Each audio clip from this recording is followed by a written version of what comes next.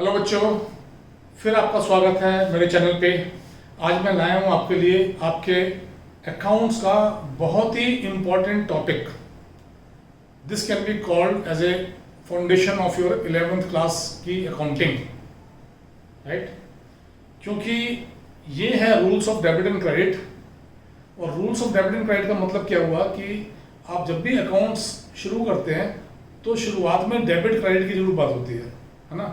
तो ये तो हमने चैप्टर 2 की वीडियोस में जहाँ बेसिक टर्म्स हम पढ़ रहे थे, बेसिक टर्म्स ऑफ अकाउंटिंग, जिसका कि डिटेल्स आपको डिस्क्रिप्शन बॉक्स में मिलेगा, वहाँ से आप पढ़ सकते हैं अगर आपने बाद में ज्वाइन किया है तो हमने ये तो समझा कि डेबिट एंड क्रेडिट क्या होता है ना। वहाँ हमने जाना था कि लेजर में हम टी शेप अकाउंट खोलते हैं और टी शेप अकाउंट जो खोलते हैं उसमें हम एक सेम नेचर के ट्रांजेक्शन्स को अलग अलग ग्रुप कर लेते हैं, है ना। अलग अलग पेजेस पे अलग अलग कॉमन नेचर के ट्रांजैक्शंस को रिकॉर्ड कर लिया जाता है, ग्रुप कर लिया जाता है, ओके।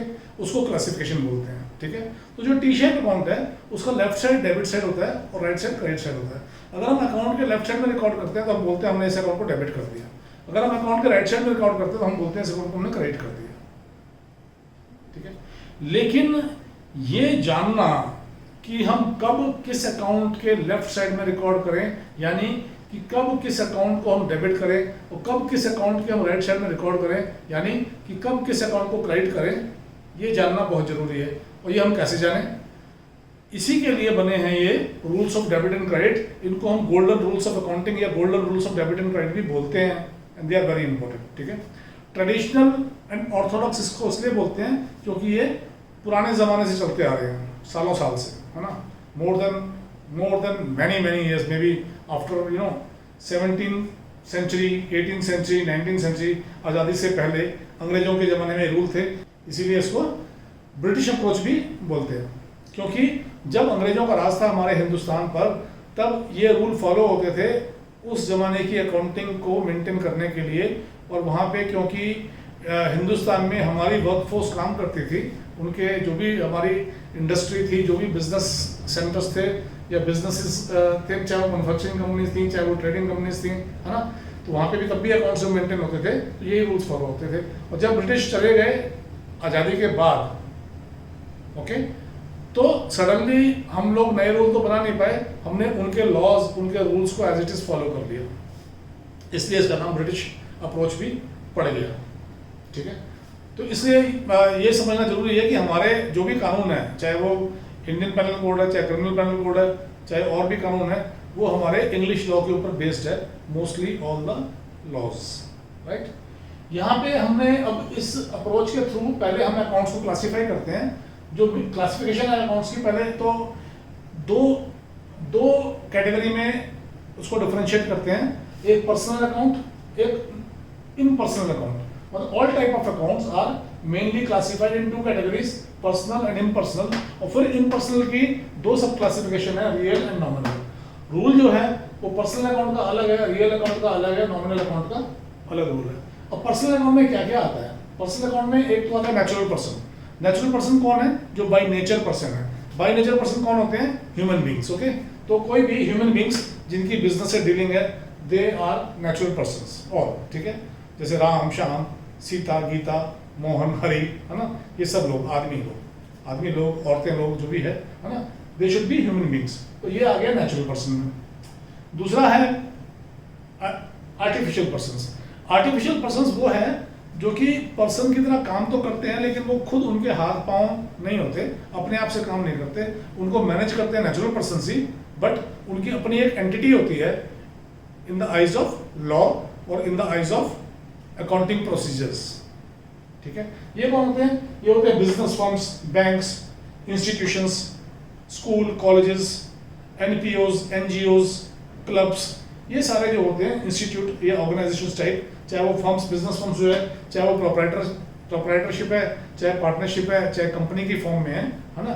तो ये सारे आर्टिफिशियल पर्सन्स होते हैं जो खुद से काम तो नहीं करते हैं, लेकिन इनको मैनेज करते हैं human beings, okay. So but they also receive payment, they also make payment, they also sell, they keep accounts. उनके अपने अकाउंट्स होते हैं, ये बिजनेस कर रहे होते हैं बेसिकली, है ना। तो एंड जो हमने चैप्टर 3 की वीडियोस में भी पढ़ा थ्योरी बेस्ड अकाउंटिंग में ना, तो वहाँ पे क्या पढ़ा था एक कॉन्सेप्ट हमने, सेपरेट बिजनेस एंटिटी। अगर किसी ने नहीं देखा हो, बड़ा इंपॉर्टेंट है, तो उसका भी लिंक डिस्क्रिप्शन बॉक्स में मिल जाएगा। Theory base of accounting chapter 3। Okay, तो वहाँ पे यही सीखा था कि जो भी था ओनर एंड बिजनेस, उनको दो अलग अलग सेपरेट डिस्टिंक्ट एंटिटी की तरह देखा जाता है, और सारे ट्रांजैक्शंस बिजनेस के पॉइंट ऑफ व्यू से रिकॉर्ड होती है। इसका मतलब बिजनेस के पॉइंट ऑफ व्यू से रिकॉर्ड होने का मतलब क्या हुआ कि बिजनेस की अपनी सेल होती है, बिजनेस की अपनी परचेज होती है, बिजनेस का अपना अकाउंट होता है। ओके, सब चीजें, राइट। तो दैट वे जितनी भी बिजनेस फर्म्स हैं, बैंक्स, इंस्टीट्यूट्स या ऑर्गेनाइजेशंस या इंस्टीट्यूट्स हैं, वो आती है आर्टिफिशियल पर्सन कैटेगरी में। And then representative personal account. Representative personal account वो होते हैं जो किसी इंडिविजुअल को या ग्रुप ऑफ इंडिविजुअल्स को रिप्रेजेंट करते हैं। जैसे expenses outstanding, expenses prepaid, accrued income and income received in advance। तो एक्सपेंसेस आउटस्टैंडिंग में अगर मैं बोलूं रेंट आउटस्टैंडिंग, तो रेंट आउटस्टैंडिंग का मतलब क्या हुआ कि रेंट आउटस्टैंडिंग का मतलब जो मैंने रेंट पे करना है, तो किसको पे करना है? लैंडलॉर्ड को। तो rent outstanding represents landlords.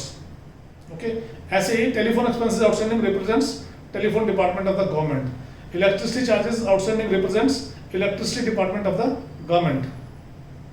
Okay, similarly prepaid expenses जिसको हमने एडवांस पे कर दिया, ये प्रीपेड एक्सपेंसेस उस इंडिविजुअल को या उस पर्सन को या उस फर्म को रिप्रेजेंट करते हैं। ठीक है, ओके।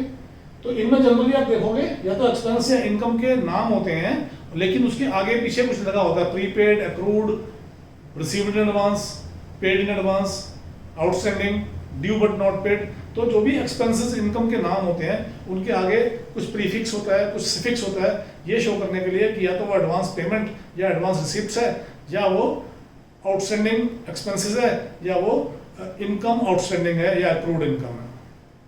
Okay, right. ये होता है रिप्रेजेंटेटिव पर्सनल अकाउंट। तो ये पर्सनल अकाउंट की क्लासिफिकेशन में हमने 3 चीजें बात की। अब आ गया इम्पर्सनल अकाउंट। इम्पर्सनल अकाउंट में 2 तरह के अकाउंट मैंने बताए, एक रियल अकाउंट, एक nominal account. Real accounts are accounts of all assets. सारी असेट्स के अकाउंट रियल अकाउंट में होते हैं, सिर्फ उन अकाउंट्स को छोड़ के, उन असेट्स को छोड़ के जो पर्सनल अकाउंट की कैटेगरी में कवर हो जाती है। तो पर्सनल अकाउंट में क्या क्या हो गया? बैंक अकाउंट हो गया कवर, ये असेट का अकाउंट है। ऐसे ही यहाँ पे डेटर्स आ जाते हैं, जिन लोगों से पैसा हम लेंगे, वो भी पर्सनल अकाउंट है। बिल्स रिसीवेबल यहाँ पे आ जाता है, यहाँ पे प्रीपेड एक्सपेंस आ जाता है ना, और यहाँ पे अक्रूड इनकम आ जाती है। तो ये कुछ असेट्स हैं जो पर्सनल अकाउंट की कैटेगरी में ऑलरेडी कवर हो गए हैं। तो उन असेट्स को छोड़ के जो पर्सनल अकाउंट की कैटेगरी में कवर हो गई है, बाकी सारी असेट्स जो होती है वो रियल अकाउंट में होती है। जनरली रियल अकाउंट में वस्तुओं के, थिंग्स के अकाउंट होते हैं, commodities, product, okay, assets in the shape of जो जिनकी एक तो लाइफ नहीं है, they should not be live things. जैसे इसमें नेचुरल पर्सन तो हो ही नहीं सकते क्योंकि लाइव नहीं है वो। जब बेसिकली जैसे मैंने बोला थिंग्स, कमोडिटी, प्रोडक्ट, या हिंदी में बोले तो वस्तुओं के अकाउंट होते हैं। क्या एग्जांपल है इसके? कैश, लैंड, बिल्डिंग, डेटर्स, नहीं डेटर्स इसमें नहीं होगा, डेटर्स पर्सनल अकाउंट में आता है ना, तो डेटर्स यहाँ पे नहीं होना चाहिए, ठीक है। रियल अकाउंट में डेटर्स नहीं होगा, okay. Then comes what? Building, investment, tools, stock, furniture, machinery, okay, etcetera. Okay, ये कुछ अकाउंट मैंने बोला, cash, land, building, investment, tool, stock, furniture, machinery, ये रियल अकाउंट में आ गया। तो ये सारे वो अकाउंट हैं एसेट्स के जो कि पर्सनल अकाउंट में नहीं आए, कवर नहीं हुए। तो कुछ एसेट्स रियल अकाउंट में आ जाती हैं और कुछ पर्सनल अकाउंट में आ जाती है, ठीक है। Then comes nominal account. Nominal account are accounts of all expenses and losses and incomes and gains. तो एक्सपेंसेस एंड लॉसेस के सारे अकाउंट नॉमिनल होते हैं और इनकम्स एंड गेन्स के सारे अकाउंट नॉमिनल होते हैं। इसमें परचेज अकाउंट भी होता है, सेल्स अकाउंट भी होता है, क्योंकि सेल्स अकाउंट एक रेवेन्यू का अकाउंट है, तो that represent income account. And purchase account एक जो सेल हम करते हैं गुड्स, उसकी कॉस्ट का पार्ट बनता है, मतलब purchase account is part of cost of goods sold, तो इसलिए वो एक्सपेंस की कैटेगरी में हम लेते हैं उसको। तो परचेज अकाउंट हो गया, सेल्स अकाउंट हो गया, salaries, wages, rent, repair, interest paid, discount allowed, commission paid, depreciation, etcetera, है ना। तो ये कुछ अकाउंट है ये भी आप, जैसे मैंने आपको असेट्स के टाइम में बोला था कि 17 या 18 चैप्टर है फाइनेंशियल स्टेटमेंट विदाउट एडजस्टमेंट का, तो उसी चैप्टर में आपको प्रॉफिट एंड लॉस अकाउंट का फॉर्मेट मिलेगा और ट्रेडिंग अकाउंट का फॉर्मेट मिलेगा। तो उसके डेबिट साइड में आपको एक्सपेंसेस एंड लॉसेस मिल जाएंगे, प्रॉफिट एंड लॉस के डेबिट साइड में भी और ट्रेडिंग अकाउंट के डेबिट साइड में भी। और क्रेडिट साइड में ट्रेडिंग अकाउंट में सेल्स मिलेगा, प्रॉफिट एंड लॉस अकाउंट में और दूसरी जो इनकम्स होती हैं उनके नाम मिल जाएंगे। तो वहां से आप डिटेल में पढ़ सकते हो। ओके, है वो 17-18 चैप्टर बाद का चैप्टर है, लेकिन फिर भी जिज्ञासा होती है कि यार एक्सपेंसेस इनकम जब आप वहां से पढ़ते हो तो जब आपको अकाउंटिंग टर्म्स में यूज होती है चीजें तो आपको थोड़ा सा फेमिलियर लगता है कि हाँ ये मैं जानता हूँ इस बात इसके बारे में। ठीक है, यहाँ तो मैं सारे कुछ नाम लिख दिए हैं, लेकिन ये नाम काफी सारे हो सकते हैं, 50-100 भी हो सकते हैं। इनकी कोई ऐसा स्पेसिफाइड लिस्ट नहीं है। ओके, और ऐसा भी नहीं है कि हार्ड एंड फास्ट वही नाम होते हैं, लेकिन जो कॉमन नाम होते हैं वो जनरली ज्यादा यूज होते हैं। ठीक है, ये हो गई बात। तो इस तरह हमने क्लासिफिकेशन पढ़ ली। अब बात आ गई रूल्स की। जब हमने ये पढ़ लिया कि पर्सनल अकाउंट, कुछ तरह के अकाउंट को पर्सनल बोलते हैं, फिर रियल अकाउंट होता है, नॉमिनल अकाउंट होता है, तो फिर हम बात करते हैं रूल्स की। पर्सनल अकाउंट का रूल अलग है, रियल का अलग है, नॉमिनल का अलग है। पर्सनल अकाउंट का रूल क्या है? पर्सनल अकाउंट का रूल है debit the receiver and credit the giver. तो जब भी अकाउंटिंग ट्रांजैक्शन होगी और जो भी पर्सनल अकाउंट की कैटेगरी में आते हैं लोग या बिजनेस फर्म्स, है ना, वो या तो रिसीवर होंगे या गिवर होंगे। तो इफ दे आर रिसीवर उनका अकाउंट डेबिट कर दो, इफ दे आर गिवर उनका अकाउंट क्रेडिट कर दो। जैसे मैं बोलूँ कि मैंने राम को कैश दिया 1000 रुपये, तो राम रिसीवर है, मैं राम को डेबिट कर दूंगा, है ना। और ऐसे ही मैं बोलूँ मैंने शाम से कैश रिसीव किया 1000 रुपये, तो शाम गिवर है, शाम को मैं क्रेडिट कर दूंगा। तो मैं पूरी ट्रांजैक्शन नहीं बता रहा हूँ अभी आपको, मैं सिर्फ पर्सनल अकाउंट को देख के बता रहा हूँ, है ना। तो अगर मैं किसी को पेमेंट करता हूँ तो उस आदमी के अकाउंट को डेबिट करता हूँ क्योंकि वो रिसीवर है, और किसी से मैं पेमेंट रिसीव करता हूँ तो उसके अकाउंट को मैं क्रेडिट करता हूँ क्योंकि वो गिवर है। ठीक है जी, क्लियर। बैंक में पैसा जमा किया तो बैंक में पैसा जा रहा है, बैंक रिसीवर है, बैंक को डेबिट कर दो। बैंक से पैसा विड्रॉ किया तो बैंक पैसा मुझे देगा, तो बैंक गिवर है, बैंक को क्रेडिट कर दो, है ना। जर्नल एंट्री के टाइम में मैं दोनों एस्पेक्ट समझाऊंगा अभी आपको, और क्योंकि मैंने भी आपको रियल अकाउंट का रूल नहीं बताया तो मैं आपको पूरी ट्रांजेक्शन नहीं समझा रहा हूँ, मैं सिर्फ पर्सनल अकाउंट में क्या इफेक्ट होगा वो समझा रहा हूँ, राइट। फिर आता है रियल अकाउंट। ठीक है, रियल अकाउंट में रूल है debit what comes in and credit what goes out. जैसे मैंने बताया ये अकाउंट जो होता है जनरली थिंग्स का होता है, वस्तुओं का होता है। तो वस्तु या तो आएगी या जाएगी, अगर आ रही है तो डेबिट कर दो और जा रही है तो क्रेडिट कर दो। कोई भी चीज, जैसे मशीनरी परचेज की, मशीनरी आ रही है ना। अब कैश भी वस्तु है, अब यहाँ मैं पूरी ट्रांजैक्शन समझा सकता हूँ आपको। मशीनरी परचेज फॉर कैश, तो मशीनरी भी वस्तु है, कैश भी वस्तु है। मशीनरी आ रही है और कैश जा रहा है, तो मशीनरी अकाउंट डेबिट कर दो और कैश अकाउंट क्रेडिट कर दो। ठीक है, फर्नीचर बेचा मैंने, फर्नीचर बेचा तो पैसा मिलेगा मेरे को, तो कैश आएगा, फर्नीचर जाएगा। कैश भी वस्तु है और फर्नीचर भी वस्तु है या असेट है ना। वस्तु बोल रहा हूँ मैं समझाने के लिए आपको, लेकिन जेन्युइनली असेट है ना। तो cash in the form of asset is coming when I am selling furniture, तो cash is coming in and furniture is going out. तो कैश अकाउंट को डेबिट कर देंगे और फर्नीचर अकाउंट को क्रेडिट कर देंगे। ठीक है, तो ये बात होगी रियल अकाउंट की। whenever some assets comes in we debit it, whenever some assets goes out we credit it, right. then comes nominal accounts. nominal accounts सारे expenses losses के अकाउंट है, सारी इनकम्स एंड गेन्स के account है।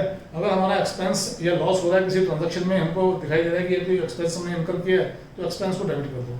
जैसे salary paid, rent paid, salary पे किया तो सैलरी अकाउंट एक्सपेंस है, सैलरी अकाउंट डेबिट किया।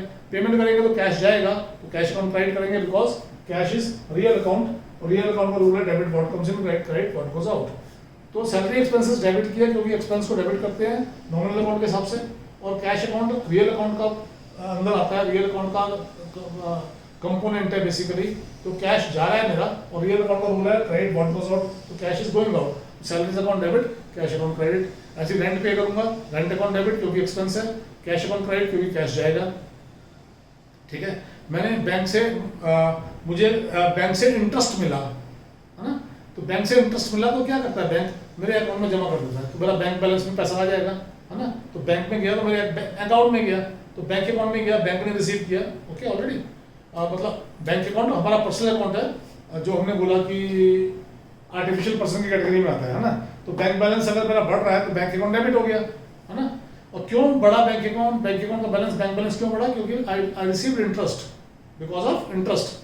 तो जब मुझे कारण में दिखा होता है, कारण में ये पता होता है जो कारण दिया हुआ है, रीजन है वो उसका इनकम है रीजन, तो इनकम के अकाउंट को मैं क्रेडिट करता हूँ, एक्सपेंसेस लॉसेस डेबिट करता हूँ, इनकम क्रेडिट करता हूँ, तो bank account debit to credit क्या होगा, इंटरेस्ट रिसीव्ड अकाउंट या बैंक इंटरेस्ट अकाउंट कह दो या इंटरेस्ट कह दो, सिर्फ पूरी बात। ऐसे मुझे कमीशन मिलता है, मान लो कमीशन मिलता है, तो अब सपोज कैश पेमेंट आई तो मेरे को कैश मिला, क्या debit what comes in cash is coming in cash account debit.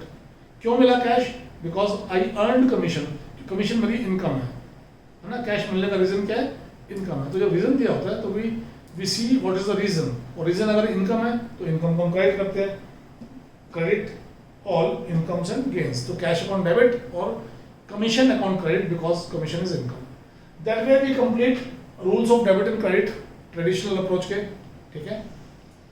तो आप सब लोगों से अनुरोध दोबारा कि वीडियो पसंद आ रही है तो लाइक कीजिए, शेयर कीजिए।